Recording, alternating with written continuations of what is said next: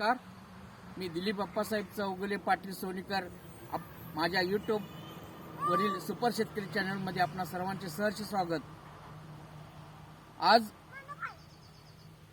महाराष्ट्र सरकारमधील श्री माणिकराव कोकाटे साहेब हे वकील असणारे माणिकराव कोकाटे साहेब यांची महाराष्ट्राच्या कृषी मंत्रीपदी निवड झाली।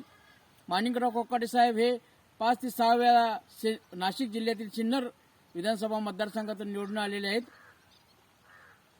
त्यांनी प्रसारमाध्यमांना मुलाखत देताना असेही स्पष्ट केले आहे की माझा कारभार हा पूर्णपणे पारदर्शक असेल आणि त्यासाठी ते खूप प्रयत्न करतील।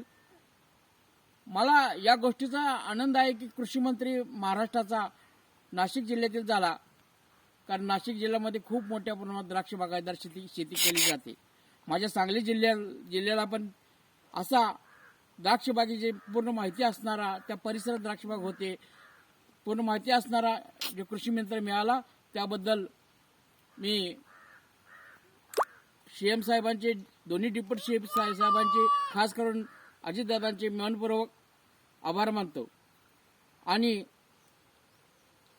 माणिकराव कोकाटे साहेबांना माझ्या चॅनलच्या वतीनं, माझ्या वतीनं मनपूर्वक शुभेच्छा देतो, त्यांचे हार्दिक अभिनंदन करतो आणि त्याचबरोबर महाराष्ट्रातील, देशातील आणि पूर्ण जगभरातील शेतकऱ्यांना नवीन वर्षाच्या 2025 सालाच्या मनपूर्वक त्यांच्या जीवनात परिवर्तन घडो अशा शुभेच्छा देतो आणि त्याचबरोबर नवीन वर्षात महाराष्ट्र सरकारकडून चांगली बातमी, शेतकऱ्यांसाठी मोठे निर्णय घडवत माझ्या शेतकऱ्यांची कर्ज माफी पूर्णपणे सातबारा करो हो अशी शुभेच्छा देतो आणि या कर्जमाफीचा निर्णय झाल्यावर